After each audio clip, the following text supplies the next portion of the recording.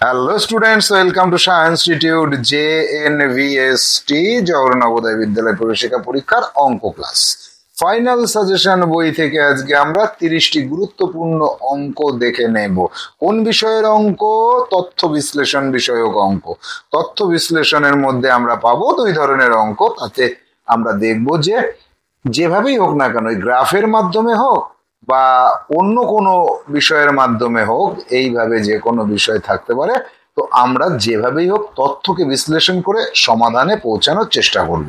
তো এখানে যে 30টি আমরা সমস্যা পাচ্ছি, এই 30টি সমস্যা 30টা ধরন রয়েছে।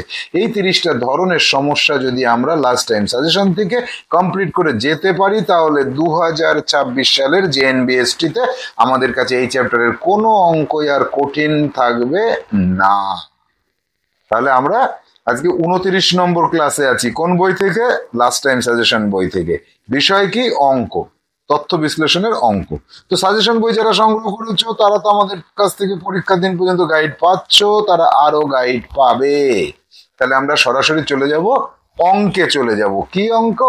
এক দাগের অঙ্ক। এক দাগের অঙ্কটি কি আছে দেখো, একটা লেখচিত্র দেখতে পাচ্ছি আমরা, তাই তো? লেখচিত্রটাকে খুব মনোযোগ সহকারে তোমাদের দেখতে হবে।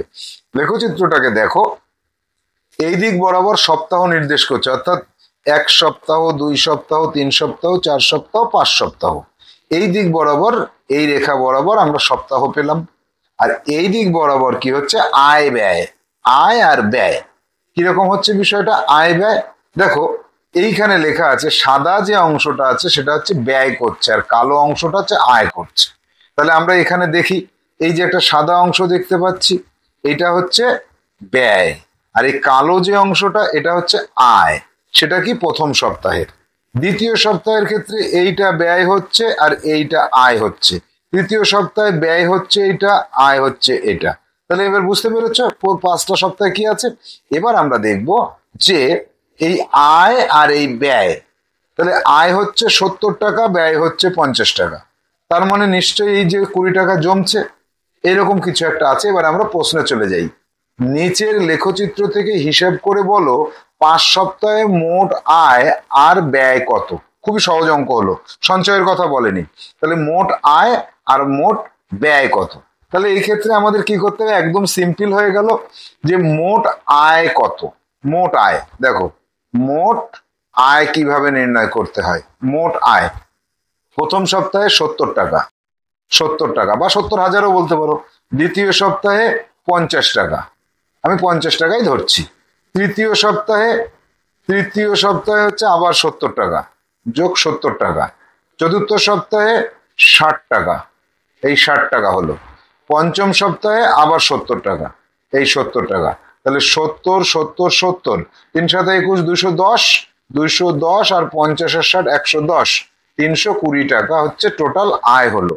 এবার মোট ব্যয় কিভাবে নির্ণয় করব? মোট ব্যয়, মোট ব্যয় হচ্ছে প্রথম সপ্তাহে 50 টাকা, প্রথম সপ্তাহে 50 টাকা হলো। দ্বিতীয় সপ্তাহে 40 টাকা হলো। আচ্ছা, এইগুলোকে মুছে দিই। তাহলে এই 50 টাকা হলো, এটা 40 টাকা হলো। 50 যোগ 40 যোগ তৃতীয় সপ্তাহে 30 টাকা, 30 টাকা। চতুর্থ সপ্তাহে আবার 50 টাকা হলো, 50 টাকা। পঞ্চম সপ্তাহে 60 টাকা হলো, 60। এই যে তাহলে 50 আর 40, 90 আর 30, 120, 120 আর 110, 230 টাকা, 230 টাকা। তাহলে এবার আমাদের কোন অপশনে আছে? আয় হচ্ছে আমার 320 টাকা, তাহলে মোট আয় 320 টাকা, আর ব্যয় হচ্ছে 320 টাকা। হচ্ছে না, আয় 320 টাকা, ব্যয় 320 টাকা তো হবেই না, কারণ ব্যয় কম করেছে। আয় 320, ব্যয় 320 টাকা হবে না। আয় 210 টাকা, ব্যয় 370 টাকা, এটাও হচ্ছে না। তাহলে আয় 320, তো আয় 320 কোনোটাতেই নেই দেখো। তাহলে এখানে আমরা বুঝতে পারছি যে আমাদের উত্তরটা ভুল আছে। তাহলে এইখানে কোনো একটা অপশনে কি করতে হবে? আয় করে দেব 320 টাকা, আর ব্যয় করে দেব, ব্যয় বানিয়ে দেব 230 টাকা। ব্যয় 230 টাকা কোনো জায়গায় তো পাইনি আমরা, তাই না?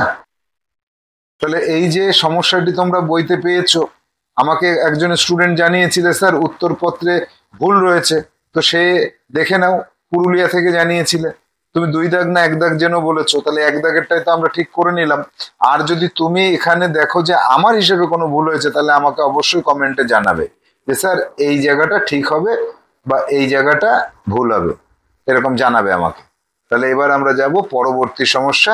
নিচের লেখচিত্র থেকে হিসেব করে বলো সর্বাধিক আর সর্বনিম্ন পরিমাণ ফসল কাটা সপ্তাহ বাদে বাকি সপ্তাহে কত কুইন্টাল ফসল কাটা হয়েছে। বেশ, প্রশ্নটা পড়লাম, এবার দেখবো। সপ্তাহ 1, 2, 3, 4, 5 এই দিক বরাবর সপ্তাহ নির্দেশ করছে, এই দিক বরাবর পরিমাণ কিসের, ফসল কাটার পরিমাণ 10 KG, 20 KG, 30 KG, 40 KG, 50 KG, 60 KG, এইভাবে ফসল কেটেছে। কুইন্টাল, কুইন্টাল, কেজি না, এখানে যা বলবে একক তাই ধরবো, তাহলে কুইন্টাল। এবার বলছে যে সর্বাধিক এবং সর্বনিম্ন, সর্বাধিক হয়েছে এটা, আর সর্বনিম্ন কোথায় হয়েছে, সর্বনিম্ন হয়েছে এই দুটো। তাহলে সর্বাধিক সর্বনিম্ন বাদে বাকি সপ্তাহগুলিতে কত কুইন্টাল বাকি হচ্ছে, এই 50 আর 40, তাহলে 50 যোগ 40 90, 90 কুইন্টাল ফসল কাটা হয়েছে। উত্তর কোথায় আছে, 90 কুইন্টাল। তাহলে এ হবে সঠিক উত্তর, এখানে এটাকে আমরা সঠিক উত্তর হিসেবে বিবেচনা করব। তো পুরুলিয়া থেকে যে স্টুডেন্ট আমাকে জানিয়েছিলে নিরীশ্বর, সে 2 দাগে বলেছিলে না, 2 দাগে তো নয়, 1 দাগের উত্তরে এই কোনোটার সাথে আমার মেলেনি। তুমি 2 দাগে 90 যেটা, সেটা ঠিকই আছে। তাহলে আমরা চলে যাব পরবর্তী প্রশ্ন 4 দাগে। নিচের গ্রাফ অনুসারে একই পরিমাণ লাভ করেছে যে 2 দিনে, তার সমষ্টি কত। তাহলে নিচে দেখো এই দিন নির্দেশ করছে আর এইদিকে লাভের পরিমাণ টাকা, একই পরিমাণ লাভ করেছে এই দিনটাতে আর এই দিনটাতে। তাহলে সেটা কত কত, 30 আর 30 60, 60 টাকা বি অপশনে রয়েছে। কি সহজ লাগছে না এই অঙ্কটা? এবার একদম সহজ। এবার যাব 5 দাগে। 5 দাগে দেখো, আচ্ছা আমরা তো 2 দাগ দেখলাম, 3 দাগের অঙ্কটা কোথায় গেল? আমাকে বলছে যে স্যার 3 দাগেরটা করবেন না। হ্যাঁ করব।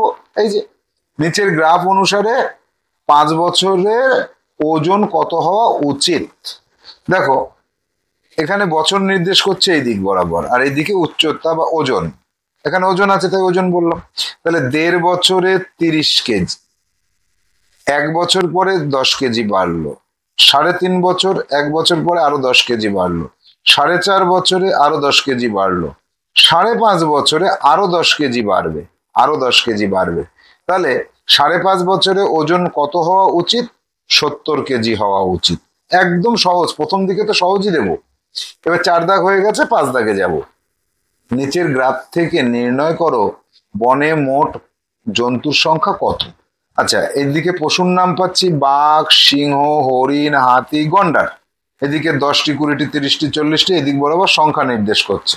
তাহলে এবার বনে মোট জন্তুর সংখ্যা, তাহলে বাঘ আছে কয়টা, 20টা, সিংহ আছে কয়টা, 30টা, 30টা, হরিণ আছে কয়টা, 80টা, 80টা হরিণ আছে।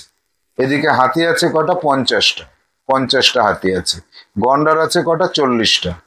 তাহলে 30 আর 20 50, 50 আর 50 100, 180 আর 40 220টি। মোট জন্তুর সংখ্যা কত, 220টি। এই অপশনটি সঠিক উত্তর হচ্ছে। তাহলে দেখেছো এই যে সহজ অঙ্কগুলো রয়েছে না গ্রাফের, এগুলোকে বলা হচ্ছে গ্রাফের একদম প্রাইমারি লেভেলের অঙ্ক। এর থেকে আরো কঠিন কঠিন অঙ্ক ক্রমশ আস্তে আস্তে আমাদের সামনে আসবে। তো আমরা 5টা সমস্যা দেখলাম। 6 দাগের সমস্যাটা বইতে দেখো, 6 দাগের সমস্যাটা এরকম দেখা যাচ্ছে। তো আমরা 1 দাগ থেকে 5 দাগ পর্যন্ত যে সমস্যাগুলোকে দেখলাম, এই সমস্যাগুলিকে আজকে তুমি অনুশীলন করো এবং প্রতিটি সমস্যা থেকে 1 দাগের মতন করে তুমি নতুন একটা তৈরি করো 1 দাগ, 2 দাগের মতন তৈরি করবে 2 দাগ, 3 দাগের মতো তৈরি করবে 3 দাগ, 4 দাগের মতো তৈরি করবে 4 দাগ, 5 দাগের মতো তৈরি করবে 5 দাগ। এই 5টাকে তুমি সিডব্লিউ তে করবে, সঙ্গে এইচডব্লিউ তে 5টা গঠন করবে। পরবর্তী ক্লাসে আমরা 6 দাগ থেকে শুরু করব। ভালো থাকো, সুস্থ থাকো, আবার দেখা হবে, টাটা।